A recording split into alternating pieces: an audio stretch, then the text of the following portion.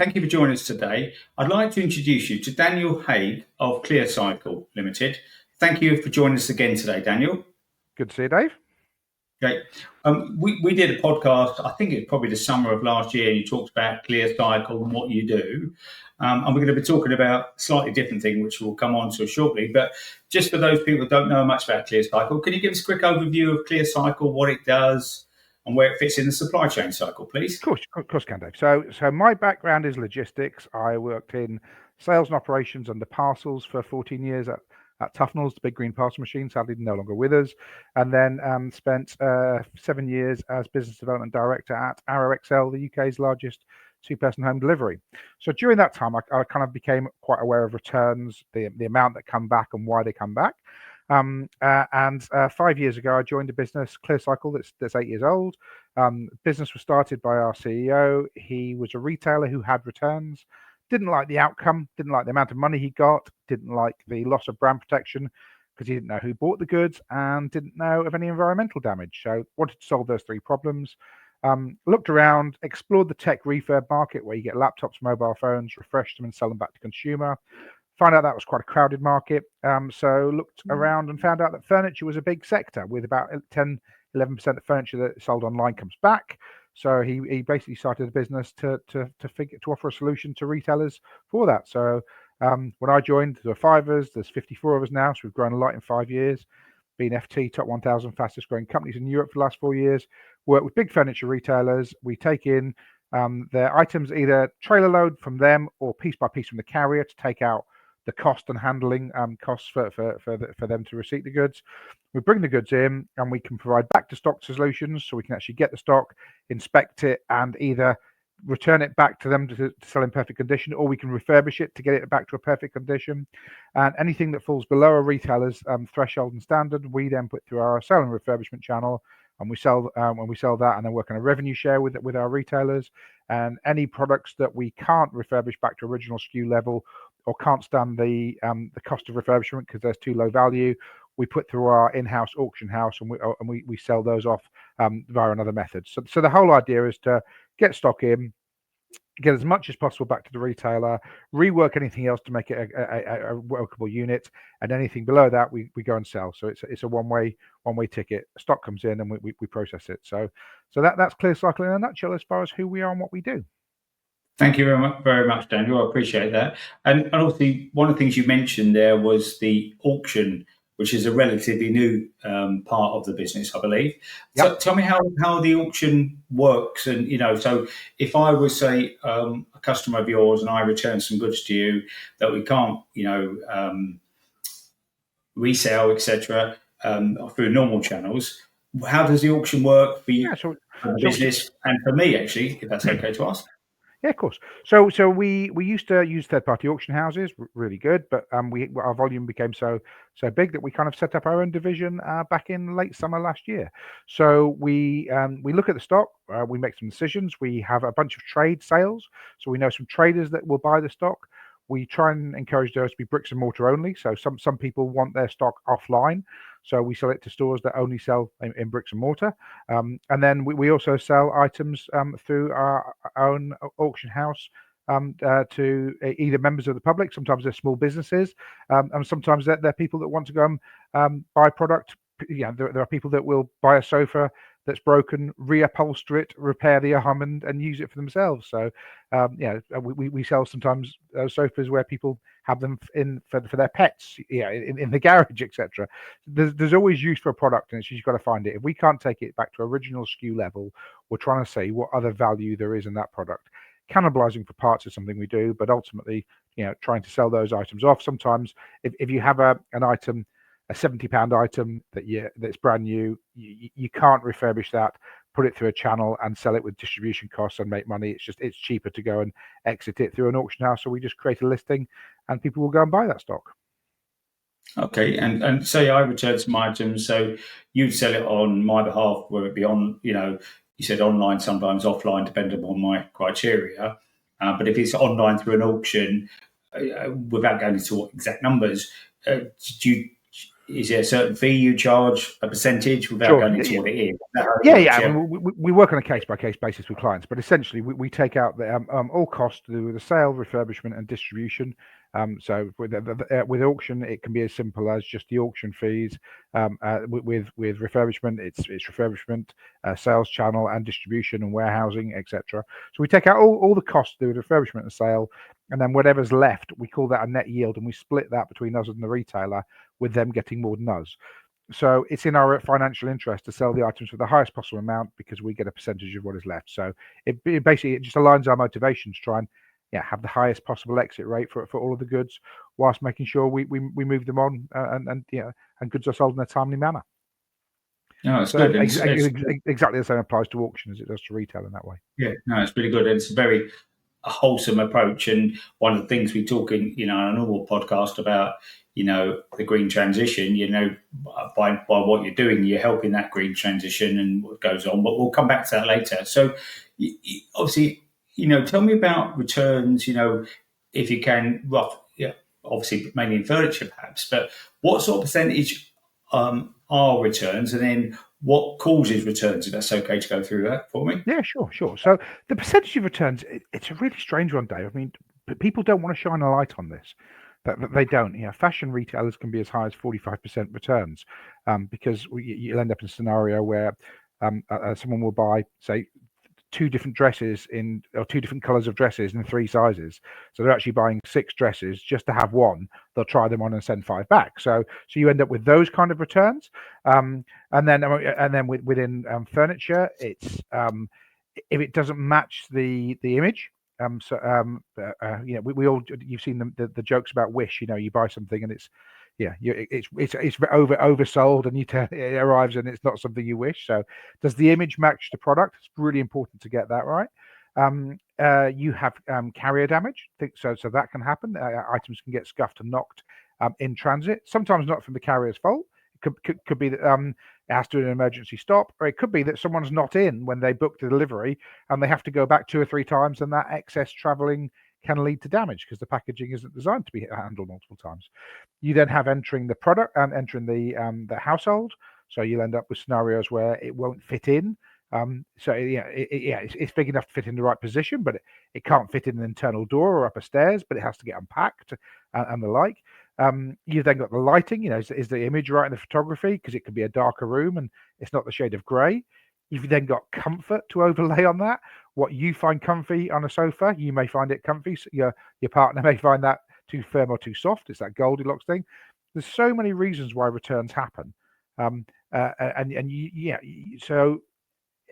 I do feel some retailers should be really looking at their SKUs to saying, well, hang on, what is it? Have we accurately described it? Question 1. Does this image match that product? Are all the dimensions on there? Have we called out, will it fit in the property? Something we do with larger items. We don't just say how big it is. We also ask them the questions: have you measured the internal doors? Is the packaging sufficient? If the packaging isn't sufficient, you could be giving your carrier all kinds of difficulty. Carriers handling product that's just not well packed. And I've heard the arguments, I'm sure you have, well, it was good enough to come from China. Well, yes, it was good enough to come from China on a shipping container, packed like Tetris without its ability to move. But a 5 mil piece of polystyrene offers minimal protection, and is that enough? So is it well packaged enough? Is your customer journey good enough to make sure that the receiver is going to be in so that the carrier can handle goods the minimum amount of time? There's all these factors come into play. It's very easy to blame logistics for returns, and I actually think if you probably a lot of my colleagues that work in logistics get an unfair proportion of the blame for the returns. Yes, they make mistakes and they're part of it, but it's all these factors that lead to returns. And I think if retailers really sort of drill down and SKU level, they would be able to change some of the things they do in order to reduce returns. Yeah, definitely. And also, you just think if you are the retailer or the e-commerce company, returns are going to be at the very best, detracting from your profit, if not killing your profit over stock, because you only need a few to come back and to be written off, to be non-viable, can't you? So Most certainly. I mean, fashion retailers tend to be really ahead of the curve because they have such a significant amount coming back that if they don't have a workable returns procedure in place, they'll be out of business within a week because there's so much coming back. So they need to be on the ball, absolutely nailing it. But everyone else, the focus is very much on outbound. If you go around a warehouse, warehouses are very much, even massive warehouses, big companies, they're very much set about inbounding and deliveries. The reverse flow is often an afterthought and doesn't necessarily get the attention it deserves in that way. When it comes to returns, I know you do a lot of furniture, etc., and do generally people pay for the returns, or is it free of charge? If I receive something and I decide not to give it, because it must be quite expensive to get it through back to to the warehouse and back to the client, is that generally charged or free of charge? Generally free of charge. It's a really, really complicated thing, this. Under distance selling regulations, you have to be willing to take returns. And why are those returns coming back? Sometimes people will, if you tell them that if the item, how can I describe this? If you ask them why they return the item and the item doesn't fit because they've mismeasured, if they say that, they get charged. Whilst if they say, I didn't like it, it wasn't the right shade of color, it's going to be free. What that does is people will mislead you. They will choose the cheaper option. And when people are giving MI back, I've looked. We look at our reason for return that our customers are told and the reason that's in front of us, and the two things are quite obviously different. So people will, if you charge for returns, you get a lot of very negative press. You've got the ability to charge for returns under distance selling regulations under the law can be a challenge as well.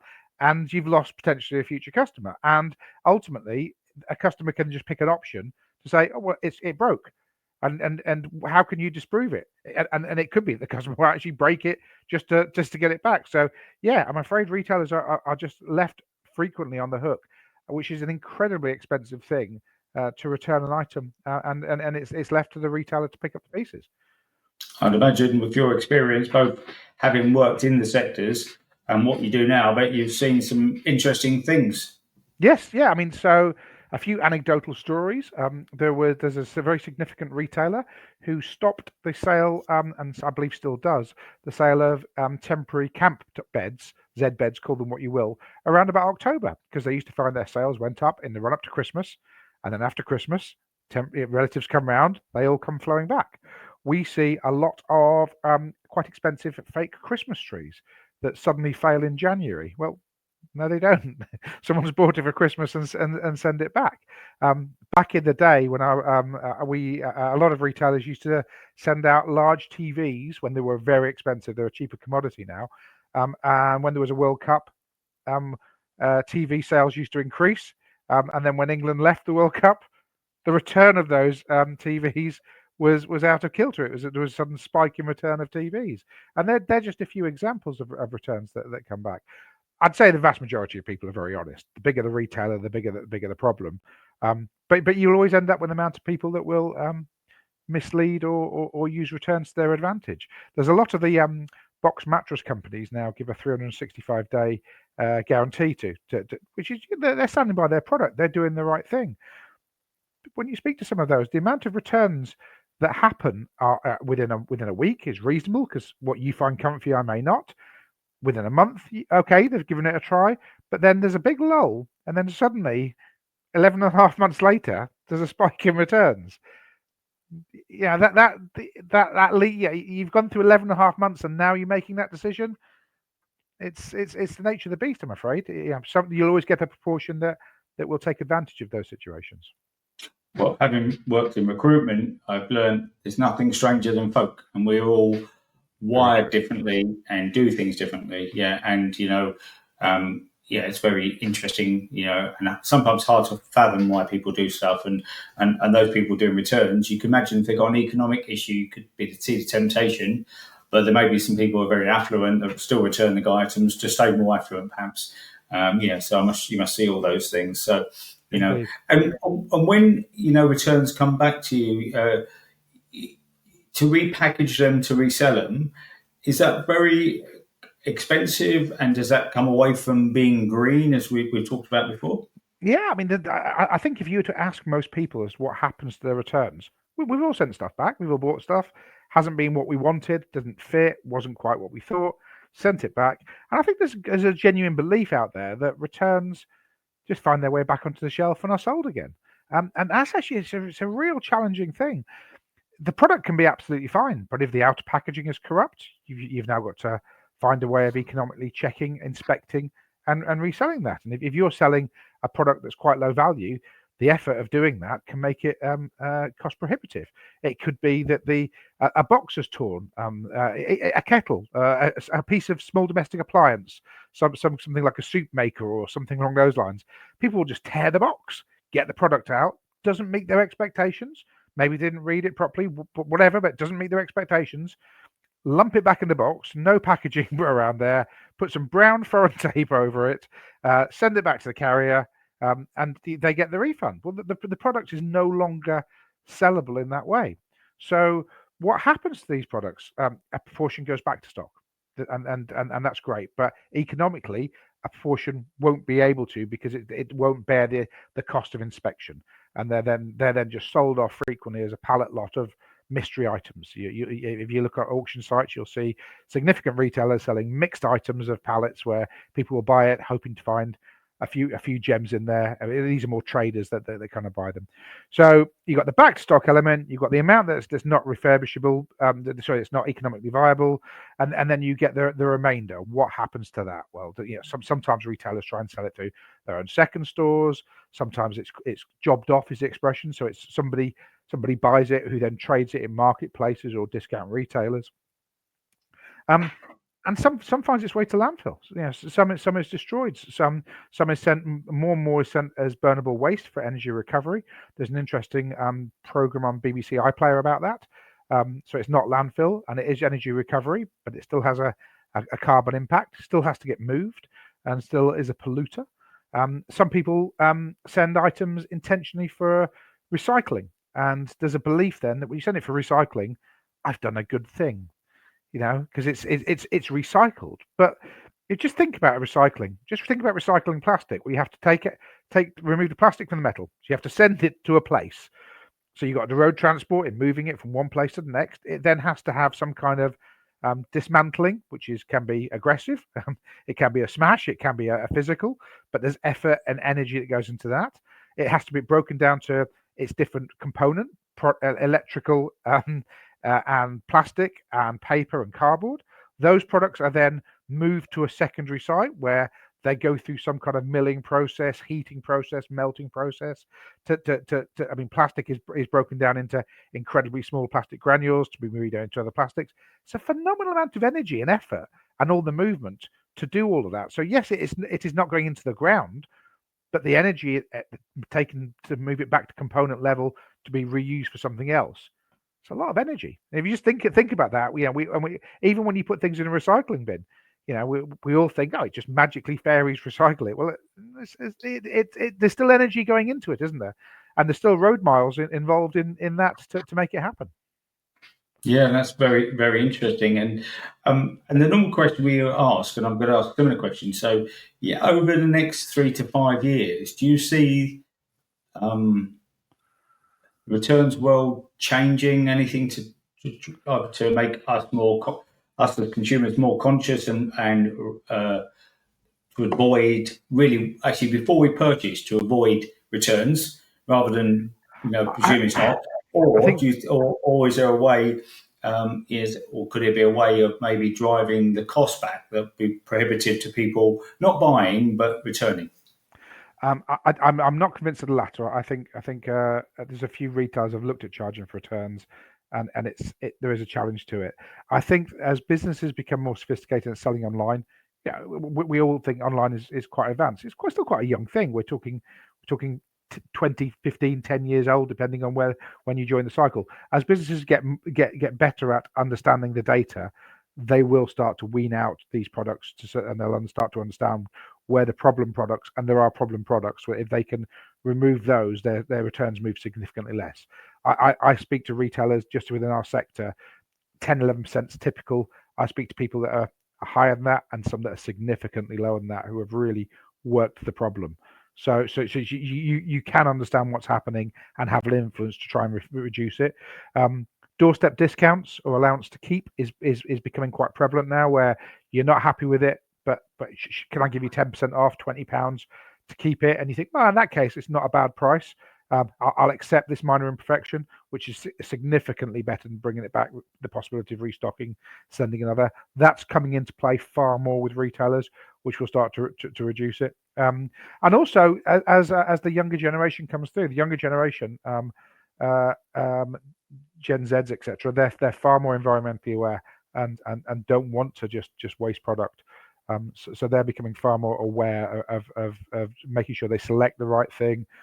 Even as much as selecting where it comes from, that's becoming into play. So people actually look at where the item is traveling from to try and reduce the road miles just in distribution of the brand new product, let alone the return.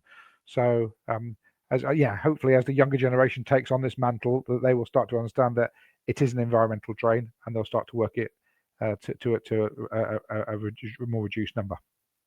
Yeah, and you see the development of in the economy sector, people like Vinted and all that stuff, how many parcels they're moving both in the UK and globally, and again, that's a game changer. And you see, products being resold time and time again, and that's a good thing from a green perspective, and the way they're being moved through lockers, etc. It's relatively green, and it's cost beneficial because it's very low cost to sell it, but also it moves very efficiently and pretty green from that perspective as well. And do you think that could happen more so? 'Cause predominantly, it's larger items and furniture you're dealing with. Do you think over time that can help and get more so in the sort of furniture and larger items sector?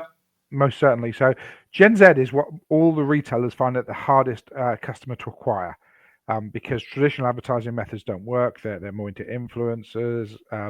They're a much greener consumer. I read a study that 80% of Gen Zs had purchased refurbished goods within the last 12 months. I mean, that's a very high stat. Now, let's be candid about it. Their gateway drug is mobile phones and the tech. So they want the iPhone 14 Max or whatever, but can't afford it. So they see it refurbished one with a warranty. So they buy that and then they get used to it. So these consumers are becoming far greener. I was talking to I was doing a speaking opportunity a few months ago, and I did a show of hands how many people only buy green goods, and actually there was quite a few individuals that now say I will only buy second-hand, vintage, call it what you will, clothing, because they recognise there's a value, and also they're wanting to have the least impact on the environment. So consumers are becoming greener and actually taking control of the secondary market and retailers saying we will sell the refurbished goods to those people means that they had brand protection, and they also open up a market that they wouldn't otherwise. So as retailers start to take ownership of this secondary market, and a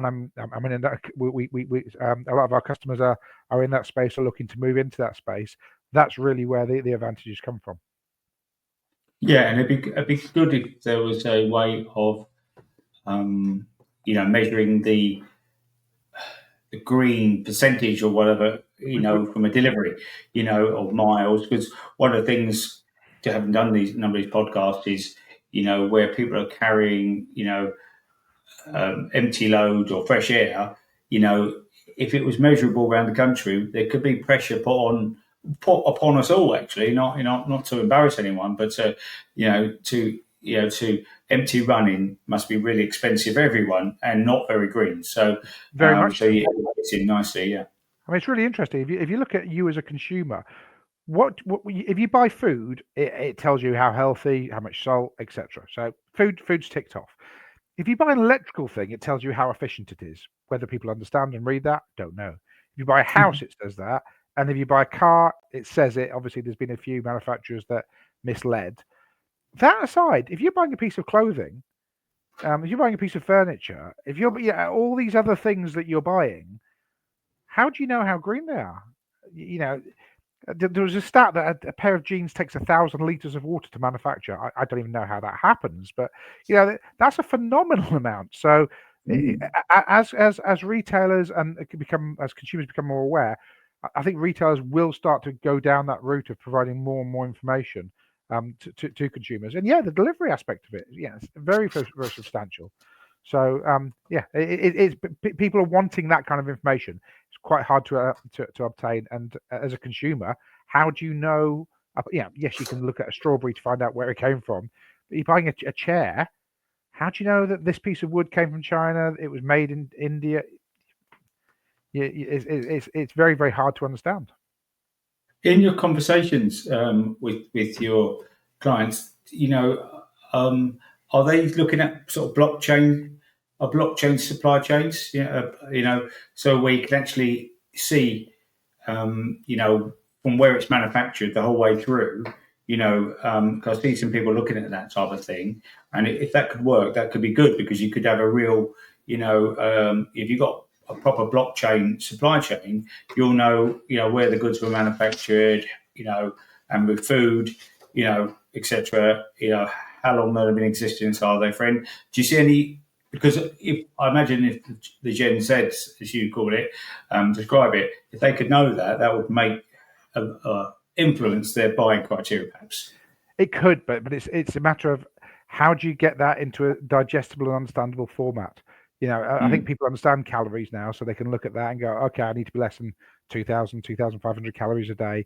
But trying to understand what the environmental impact of this particular piece of furniture, if I was to tell you it, it consumed 120 kilos of carbon to get it from where it was to where it is, do people actually understand how much carbon an individual consumes? These are numbers. It's similar to the internet. When I buy my broadband, they tell me a number in kilobytes, megabytes, but I don't particularly understand that. So people frequently don't. So unless you're an expert in that field, it's hard to understand, I'm afraid. Okay, yeah, good, and thanks so much for going through it with Daniel. One of the questions I asked on our podcast, and we'll ask a slightly different variant here. If you was able to speak to the Prime Minister, then what would you ask them to do to help your business grow and flourish, but also to find a way of improving, reducing returns that hopefully by less of that happening, and things going to landfill to improve the world really. Returns are really complicated. No one really wants to shine a light on them, and no one really knows how well they're doing in relation to their peers and to other companies. So I believe that if you were to make a limited company as part of their return, say what percentage of your goods come back, just make it auditable. And of those goods, how much do you get back to stock? How much do you exit through sales channels? How much do you charity? And what percentage do you dispose of? And if every company, there's 5 numbers. There's only 5 numbers there. Yeah, it's pure returns percentage, and then of those returns, what happens to them in those buckets. If everyone produced those, and it was auditable, so not onerous, nothing too much, just report them. Then a retailer could look at another set of accounts and go, hang on, we've got a 10% return, they've got a 5%. You've suddenly you start to develop a benchmark, don't you? Yeah, we are actually throwing away 20% of our product. They're throwing away 5%. They're getting this much product back to stock. What are they doing that we're not? And it would just throw up. It would make retailers or make those companies ask the right questions of themselves to say, how many returns have we got? Is it too high, or is it just an accepted number? And what we do with them. And I think actually that I don't think it's onerous. I don't believe in onerous legislation, but I think I was taught many years ago, if you can measure it, you can manage it. And the truth of this is largely unmeasured. So put those things in place, and that's information that just should be, a COO should have it in their pocket and just be able to rattle off and know factually that's what it is, and that's what it was last year, and we're improving it because all of these things are eroding your bottom line and damaging the environment and putting more trucks on the road. So if you can reduce them, everyone wins. Well said. Well said.